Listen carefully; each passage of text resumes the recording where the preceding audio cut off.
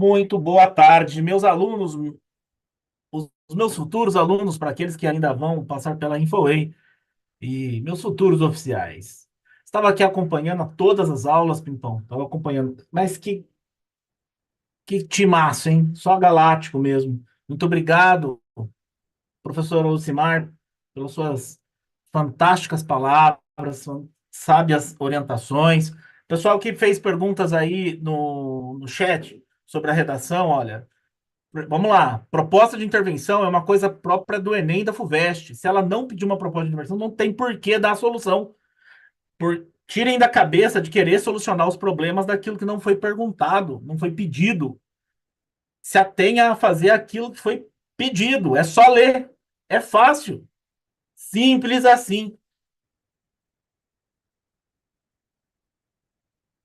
Então, presta atenção. Né? É uma questão de sentar lá e fazer a questão bem tranquilinha, tá bom? Galera, eu sou o professor Alberto, professor aqui da casa na área de literatura. Estamos aqui nos preparando para fazer a nossa aula de revisão CFO 2024. Já desejo, desde o início, toda a paz, toda a tranquilidade e a certeza de que você fez a melhor escolha ao escolher estudar conosco, com os professores da InfoWay. Depois de assistir essa aula, dessas aulas todas, que eu estou aqui desde manhã junto com a Vivi, né? A Vivi na casa dela, eu aqui, os professores todos, é um espetáculo, vocês estão extremamente preparados, tá bom? Então vamos lá, eu vou começar passando meus slides e vou propor para vocês uma análise da prova de literatura. Mas para começar a nossa prova de literatura, Anderson, vou dar aqui a frase do dia, que fez bastante sucesso na revisão de soldado. É, vamos lá. John Wick aparece aqui para gente para nos ensinar como fazer e o que fazer. Seja o melhor no que faz, pois se abaixar a cabeça por um segundo, alguém vem e toma o seu lugar. Vou repetir: seja o melhor no que faz, pois se abaixar a cabeça um segundo, alguém vem e toma o seu lugar. Você já foi muito bom em escolher a InfoWay para assistir a sua revisão, para fazer seu curso de resolução de exercícios, para fazer o seu intensivão, para fazer o seu extensivo. Mas não abaixe a cabeça. Não abaixe. Ó, vista a camisa da InfoWay. Vá tranquilo. Ninguém está melhor preparado do que vocês. É a data de todos aí, né, Guilherme Santos? Boa tarde aí, Beatriz Seco. Boa tarde aí, Vivi. Boa tarde a todos. Tranquilo assim? Aprendemos aqui com o John Wick? Então, vocês aí, fiquem tranquilos. No final dessa aula, no final dessa aula, eu vou apresentar para vocês o bizu dos bizus.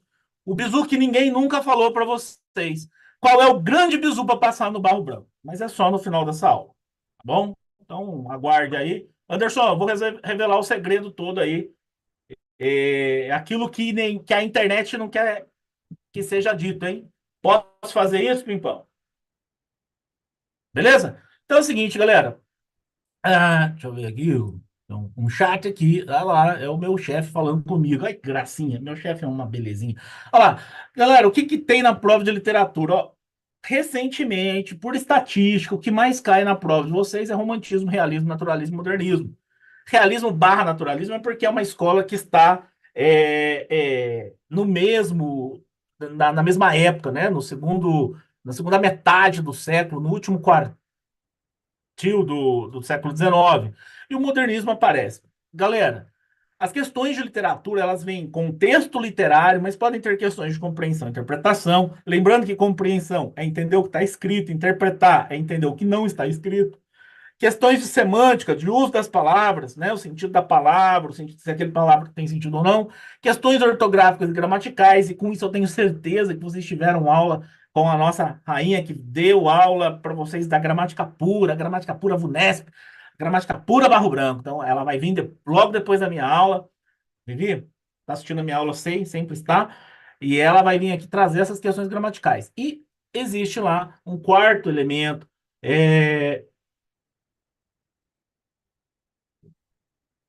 que são as características das escolas literárias. Beleza? Vamos lá. Do realismo e do naturalismo aparecem algumas obras que são recorrentes cair na nossa prova. Então, Memórias Póstumas de Brás Cubas, Quincas Borba e Dom Casmurro, né, que é a trilogia do Machadão, geralmente tem algum textinho lá para a gente ler, tá? Então a gente vai é, estudar, vai ver nessa revisão algumas características dessa escola e do naturalismo, que é uma escola concorrente que está junta com o realismo, temos lá o Mulato, Casa de Pensão e o Curtiço. Então, essas são as minhas apostas, tá? O pessoal está insistindo aqui. Galera, perde ponto em colocar proposta de intervenção na conclusão? É o seguinte, se eu pedir para você fazer uma soma e você apresentar para mim uma raiz quadrada no cálculo, você vai chegar à mesma coisa? Eu acho que eu respondi agora, né? Então, galera, a gente vai passar rapidamente aqui, ó, né? Vou falar bem, então, aqui das escolas. Eu fico com a coisa mais difícil, que é ficar com 3 ou 4 questões para dar aula para para mais ou menos 1.000 anos de literatura, né? Então, quando nós estamos falando de trovadorismo, você tem que lembrar lá das cantigas de amigo, de amor, né? Tem que lembrar. Vai cair isso? Não pode ser que caia, pode ser que não. Se tiver que cair, vai cair comparando com algum texto moderno. Humanismo e classicismo pertencem àquilo que nós chamamos de renascença, renascença das artes na literatura. Nós dividimos o humanismo com o teatro de Gil Vicente e o classicismo com os textos da épica e da lírica do Camões. Lá no quinhentismo, nós temos uma não escola literária, nós temos um período histórico que. Por que ele é chamado de período histórico? Porque refere-se à documentação, né, que faz a certidão de nascimento do Brasil, as primeiras cartas e as tentativas de catequizar os povos originários que aqui se encontravam. Né? A primeira grande escola literária que vai ter no nosso país mesmo, não é o quinhentismo, tá lá, vai ter literatura catequética e de informação, vai ser o Barroco, com Padre Antônio Vieira e Gregório de Matos. Padre Antônio Vieira e Gregório de Matos. Inclusive, caiu no último concurso, na prova de história, uma pergunta sobre o Barroco. Né? Para quem sempre riu das minhas previsões sobre o Barroco, vai cair lá a questãozinha muito bonitinha sobre o Barroco. O arcadismo ele se confunde com o momento das tentativas de conjurações da independência nacional, com a descoberta do material precioso, dos ouros, da prata, dos minérios no Brasil, e com a história da tentativa de independência da conjuração mineira, também conhecida como Inconfidência Mineira. Beleza? No romantismo e no realismo, nós vamos ter aqui o grande cerne da prova, né? O grande cerne da prova. Por quê, professor? Porque eles gostam? Não, é porque tem mais textos, né? O romantismo, a exaltação do eu, a exaltação da pátria, a exaltação dos valores burgueses, tudo bem? O exagero, o sentimento, né? E o realismo, aquela crítica irônica, aquela crítica psicológica sobre os valores burgueses, né? Tão defendidos no romantismo. Percebam vocês que é uma escola contrariando a outra. Tudo bem? Dentro, então, do realismo, nós temos uma vertente mais biológica, mais darwinista, chamado naturalismo, que vai fazer uma crítica científica, vai fazer uma crítica científica. Nesse mesmo período, nós temos duas escolas de poesia, porque o realismo e o naturalismo são escolas de prosa, são escolas de prosa. Da poesia, nós temos o parnasianismo, a arte pela arte, e a poesia vazia, mas muito bem feitinha, e o simbolismo, a poesia hermética, mística, fechada, né? Toda assim, difícil de compreender, e por isso ela foi ignorada ou até abandonada por um certo tempo.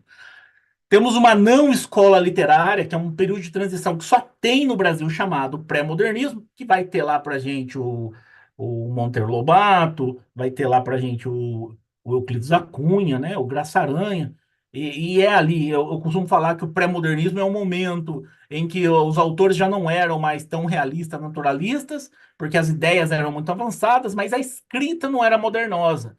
Então, as ideias eram avançadas demais, mas a escrita ainda era de antigamente. E o modernismo, né? O modernismo, que é o grande rompimento, né?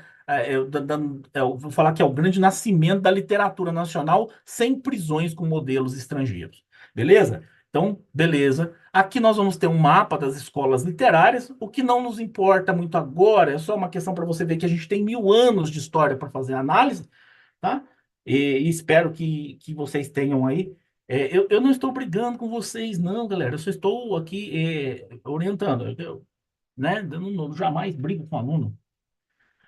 Questão da prova de 2023, questão da prova de 2023 no item história. Então prestem atenção, porque muitas características que vocês vão ter de responder lá em história pode estar vinculada à arte da literatura. Porque, na verdade, vocês estudam o quê?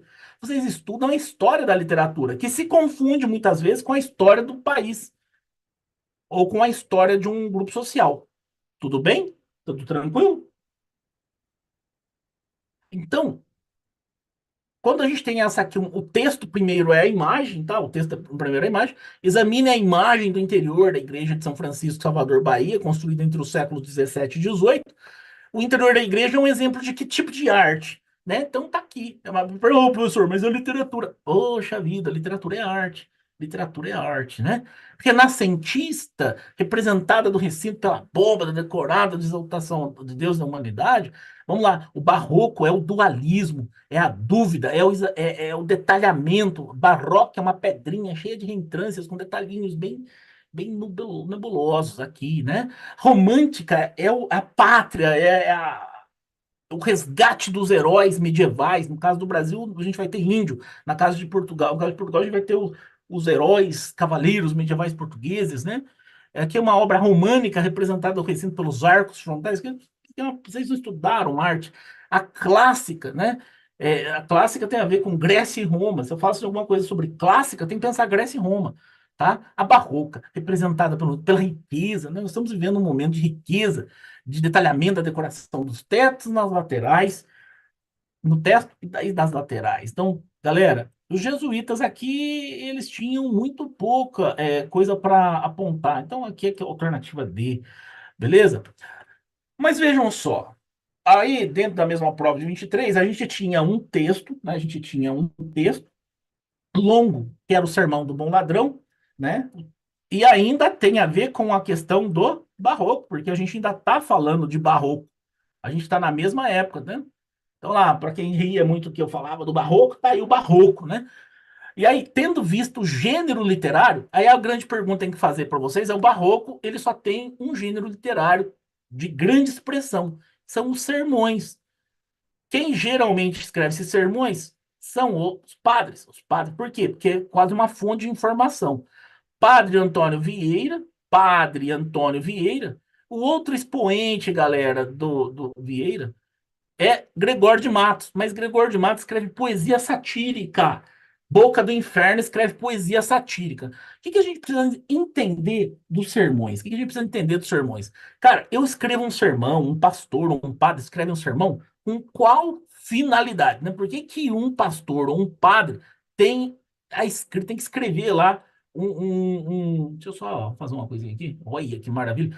É, Muitos acham, né, que o sermão tem uma finalidade de elogiar os deuses, né, as figuras divinais.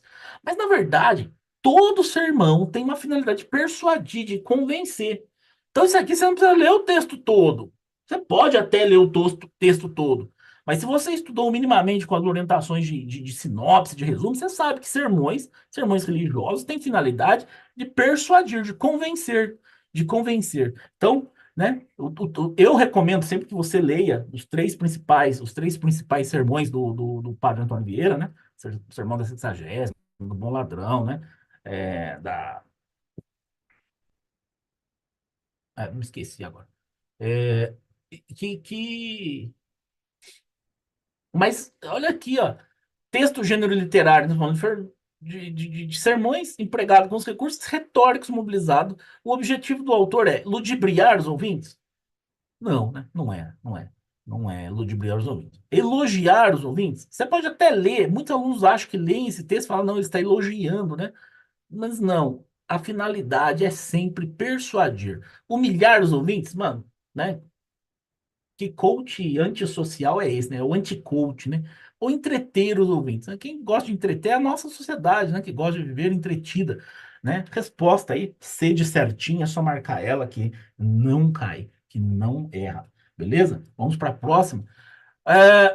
Aqui caiu a clássica pergunta maldita, a pergunta que todo mundo chorou, sofreu, né, suou lágrimas de sangue, leia o texto de Lígia Cademartori para responder as questões.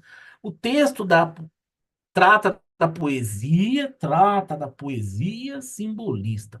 Mas eu vou mostrar para vocês, galera, onde está o mal dessa pergunta. Presta atenção. Santo Antônio dos Peixes, obrigado, Ramon. Obrigado. Eu estou tirando aqui aquele mesmo texto lá da questão. Aqui está a questão, o texto da questão 37 e 38. E aqui está o texto desse livro, Períodos Literários de Lígia Cademartori, né?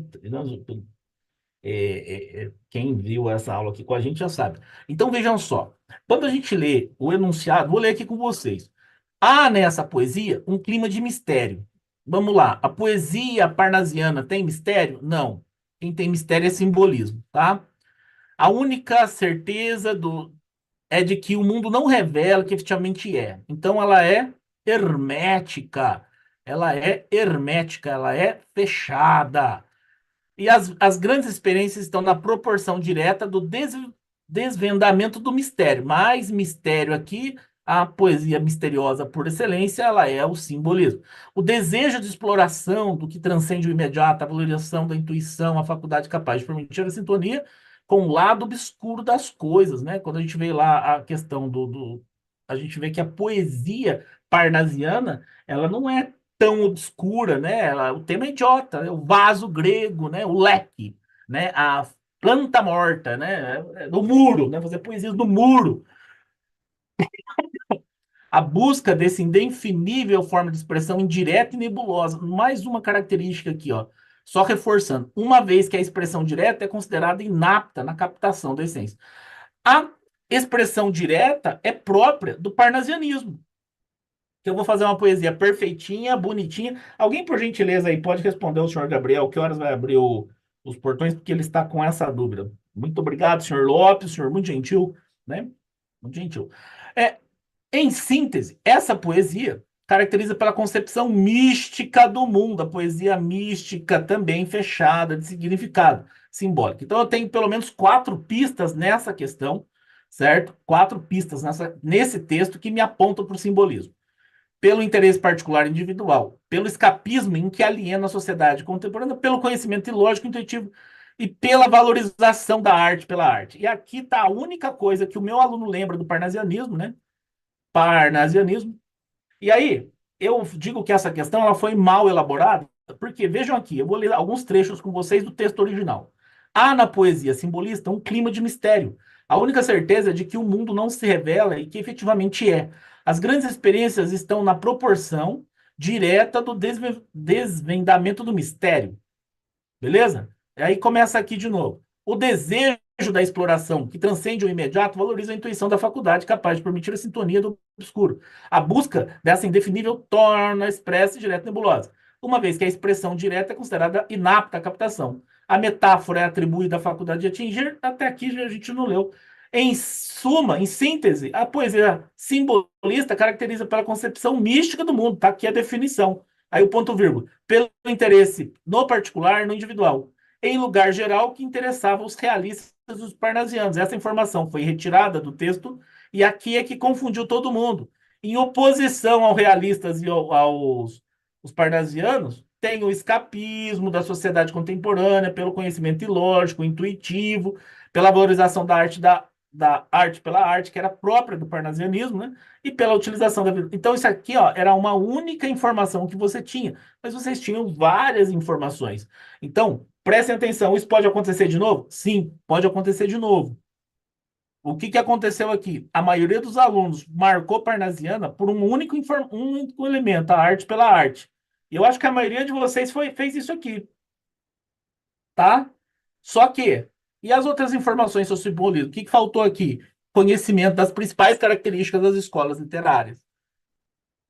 Porque você pegou uma só que você lembrava e falou, parnasianismo, mas as 3 que se referiam ao simbolismo você não conseguiu dar conta. Beleza? Galera, tá tranquilo até aqui? Pessoal, para de maldade aí, para de maldade, né? Os seus espíritos de porco, seus Mike Bilão. Beleza? Vamos lá, próximo texto, olha aí, só para não dizer que eu não falei de flores, na prova de 2022. Ah, professor, o senhor pulou mesmo aquelas questões valorização do inconsciente, sonho em fantasia, aí fui no simbolismo Albertão. É um beijo, Carlão, é isso aí. É só acertar que não erra, rapaz. É assim mesmo. Beleza? É, na prova de 22 caiu lá Dom Casmurro, que é clássico, né? Faltou lá o rigor estético. Faltou assim, arte pela arte ilude, Aí a pergunta, vamos ver o que está falando aqui. No trecho, o rapaz do trem mostra. Pô, aí para responder essa, eu vou ter que ler o texto. No último parágrafo, o estilo adotado pelo narrador pode ser caracterizado como: esse aqui tem a ver com vocabulário, né? Então, se você não tiver um bom vocabulário que defina as características literárias, você pode cair do cavalo. Só que detalhe, isso aqui é interpretação, né? Você vai ter que ler o texto e interpretar para poder chegar na resposta correta. No trecho, o narrador dirige-se diretamente ao seu leitor conforme, que é uma característica do Machado. Guarde aí, característica do Machado de Assis. Dirigir-se em algum momento da obra ao seu leitor. Ele conversa com o leitor. Machado de Assis conversa com o leitor. Então, isso já caiu algumas vezes, pode cair de novo, tá? Então, pegando desta aqui, que é mais tranquila, vamos lá na 25. No trecho, continue, disse eu acordando. Então, isso aqui está falando com ele, né? Continue, né? Os vizinhos que não gostam dos meus hábitos, reclusos e calados, deram curso à alcunha, ao apelido, né? Que afinal pegou. Nem por isso eu me zanguei. Então, tá fora, tá fora. Contei a anedota aos meus amigos e a eles, por graça, me chamam assim. Alguns em bilhetes. Dom Casmurro, domingo vai jantar com você. Fora. Por quê? Porque não tá falando comigo, não tá falando com tu, né? Nem com tu, nem com o você, né? Podemos assim dizer. Meu caro Casmurro, não cuide que o dispenso do teatro amanhã. Venha e dormirá aqui na cidade, dou-lhe camarote, dou-lhe um chá, dou-lhe cama, só não lhe dou a moça. Olha que tristeza, eu só queria a moça, eu dispensaria todos o resto. Então, por falta de alternativa, a gente vai marcar aí. Mas vejam só, não consultes o dicionário, não consultes tu, né? Não consultes tu. Ah, não consultes tu, segunda pessoa, tá falando comigo, né? Casmurro não está aqui no sentido que lhe dão, mas no que lhes põe o vulgo comum de homem calado e metido consigo. Opa, tá conversando com tu, resposta correta é só marcar aí que não erra. Vamos voltar aqui no texto rapidinho. Uma noite dessas, vindo da cidade para o novo engenho, encontrei o trem da central, um rapaz que aqui no bairro que eu conheço de vista e de chapéu. Cumprimentou-me, sentou-se ao pé de. Falou, Anderson, por gentileza, vai me avisando aí quando eu estiver perto do fim para eu poder dar o bizu dos bizus, tá? A viagem era curta e os versos pode ser que não fossem inteiramente maus. Sucedeu, porém, que como eu estava cansado, fechei os olhos 3 ou 4 vezes. Tanto bastou para que ele interrompesse a leitura e metesse os versos. Continue. Isso disse eu acordado. Já acabei, murmurou ele. São muito bonitos. Vi-lhe fazer um gesto para tirar as outras do bolso, mas não passou do gesto, estava amuado. No dia seguinte, entrou a dizer-me os nomes feios e acabou acunhando-me de Dom Casmurro. Os vizinhos, que não gostam dos meus hábitos, reclusos e calados, deram curso ao apelido, à alcunha, que afinal pegou. Nem por isso me zanguei. Contei a anedota aos amigos da cidade e eles, por graça, chamam-me assim em alguns bilhetes. Dom Casmurro, domingo, vou jantar com você. Vou para Petrópolis, Dom Casmurro, a casa é a mesma de Renânia, vezes se as deixas essa caverna do Engenho Novo e vai lá passar uns 15 dias comigo. Meu caro Dom Casmurro, não cuide que o dispenso do teatro amanhã. Vem e dormirá aqui na cidade, dou-lhe camarote, dou-lhe chá, dou-lhe cama, só não dou a moça, eu só queria a moça, não queria nada das outras coisas. Não consulte dicionários. Casmurro não está aqui no sentido de que eles lhe dão, mas no que lhe pôs o vulgo do homem calado e metido consigo. Dom vem da por ironia, por atribuir os fumos de Fidalgo, né? Os ares de Fidalgo, né? Tudo por estar cochilando. Também não achei melhor título para minha narração. Se não tiver outro daqui até o final do livro, vai este mesmo. O meu poeta do trem ficará sabendo que não lhe guarda rancor, e com pequeno esforço, sendo o título seu, poderá cuidar que a obra é sua. Há livros que apenas terão isso dos seus autores, alguns nem tanto. Beleza. O trecho, o rapaz do trem se sente lisonjeado, invejoso, desconfiado, ressentido ou distraído. Pô, é próprio, né, da burguesia do Rio de Janeiro ficar ressentido, né? Então, aqui, ó, o nosso cara lá, não é o Dom Casmurro, é o cara que deu o nome, ele fica ressentido. É, No último parágrafo, o estilo adotado pelo narrador, então no último parágrafo, pode ser caracterizado como. Gente, uma das outras características que nós temos no Machado é justamente essa daqui, né? Moralizante é ensinar algo, hiperbólico é ser exagerado, hermético é ser é, misterioso, né? E pessoal é tratar de uma coisa mais do ponto de vista do objeto do que da opinião. Por falta de. Nós vamos falar que ela é digressiva, que é uma outra característica do Machado. Os textos do Machado, no meio do nada, ele começa a filosofar com ele mesmo sobre coisas que não tem a ver com o que ele estava descrevendo. Perceba que aqui no final ele fala com a gente, ó, eu estava contando para você uma historinha de como que eu ganhei o apelido de Dom Casmurro, mas não vai lá procurar no dicionário porque é não. Ele começa a viajar. Então, digressivo é dar aquela viajada, né, na maionese, né, dar aquela brisada. Então, digressivo tem um sentido de brisado. Desculpa, Vivi, eu não queria ter feito essa associação, não queria desgraçar, né, a imagem poética que você tem do Machado, mas é isso mesmo. Uma outra característica do Machado é ter essa marca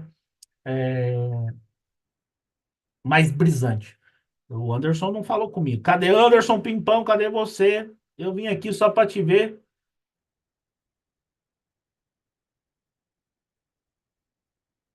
Ouvi, fala para mim que horas que a bagaça acaba aqui, tá? Vamos lá.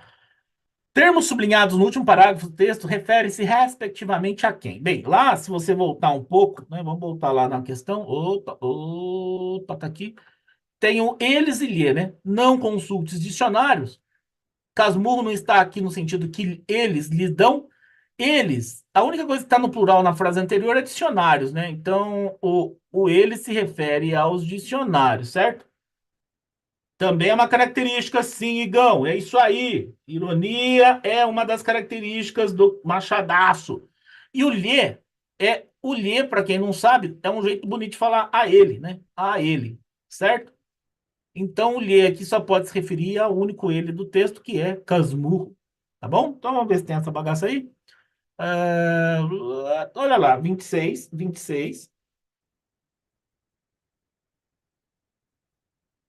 dicionários. E Casmurro, alternativa D.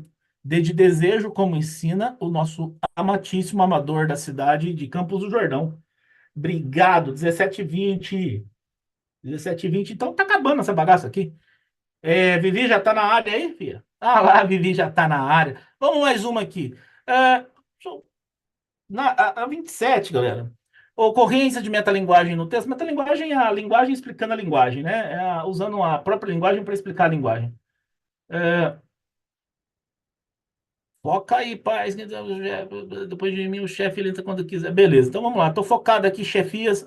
A diretoria já falou que eu tenho passe livre, posso falar a bosta que eu quiser, magoar e destruir corações.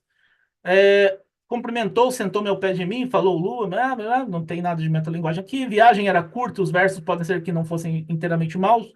Também não tem nenhuma explicação. Sucedeu, porém, que como eu estava cansado, fechei os olhos 3, 4 vezes, tanto bastou para que ele interrompesse a leitura e metesse os. Ah, não. Contei uma anedota. Ele está explicando como faz a anedota? Não. Ele é realista e romântico, viu, Guilherme?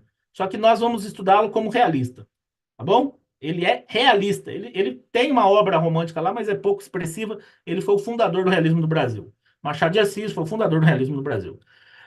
Também não achei melhor título, ele vai explicar para minha narração. Se não tiver outro, então ele está explicando aqui como é que se dá título. Alternativa correta é de essa daqui, cabeção.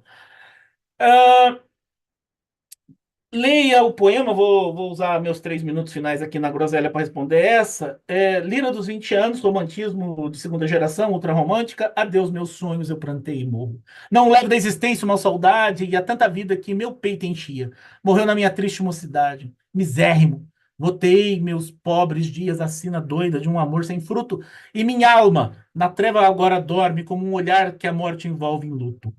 Que me resta, meu Deus, morra comigo a estrela dos meus cândidos amores, já que não levo no meu peito morto um punhado sequer de murchas flores. Beleza. O tom predominante do poema, fora o tédio, é de frustração, né? Esse cara tá puto porque ele morreu, mas ele morreu antes dele do que eu, né? Então, o que é nostalgia, é saudade? Não. Sarcasmo? Não. Esperança? Não. Hesitação? Não. Ele tá frustrado porque morreu. Qual é o bizu dos bizus, tio Luiz? Ô, Vivi, o chefinho tá aí? Tá online também? No poema o eu lírico é sempre o eu dentro do poema, tá, galera? Dirige-se mediante a um vocativo, olha lá, só a aula da Vivi aqui sobre o vocativo, dois interlocutores. Galera, vocativo sempre separado por vírgula, chamando a atenção para conversar com alguém. Ele fala com os meus sonhos, né? Adeus, meus sonhos, eu plantei e morro, né? Tá aqui um vocativo. O que me resta, meu Deus. Então, meu Deus e meus sonhos. É a alternativa de. Tá. Deixa eu ver aqui no chat. Ele sumiu. Mas essa aqui vai para Vivi, então. Vamos ver o que nós temos aqui. Vivi, estamos firme aqui, forte na literatura. Aqui tem umas questões da época da GV. Só para mostrar para vocês que caiu já o, na época da GV caiu o realismo de novo. Desculpa, caiu o naturalismo, né? Aí caiu aqui o cortiço, né? Caiu aqui o cortiço, certo? Do Luiz Azevedo. Foi bonita essa prova. Eu vou abrir espaço aqui. É, mais um texto aqui do Machado, né? O texto Bons Dias. Então percebam para vocês que qual a escola que se trata sobre a morte mesmo? Ultrarromantismo, Samura Review, tá bom? Ah, poemas de Fernando Pessoa. Vai lá, Bisu dos Bisus. Bisu dos Bisus. Para encerrar minha aula, o bizu dos bizus. Você quer ir bem nessa prova, você quer passar nessa groselha. O bizu dos bizus está aqui. E eu marquei com marquinha amarela aqui, Vivi.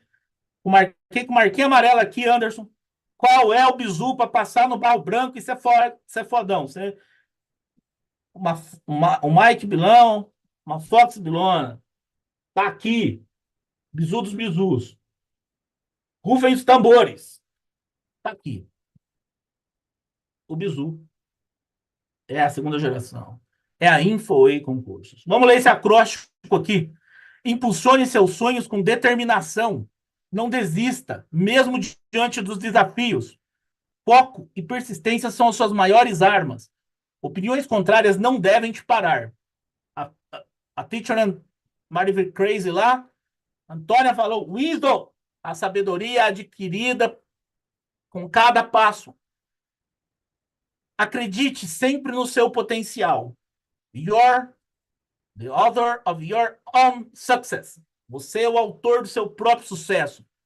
Conquiste cada meta com garra. Oportunidades surgem para quem se prepara. Nunca subestime o poder do esforço. Confiança em si mesmo é o segredo. Unifique mente e coração na sua jornada. Resiliência é a chave para superar obstáculos. Siga em frente, sempre em busca do melhor. E a melhor coisa que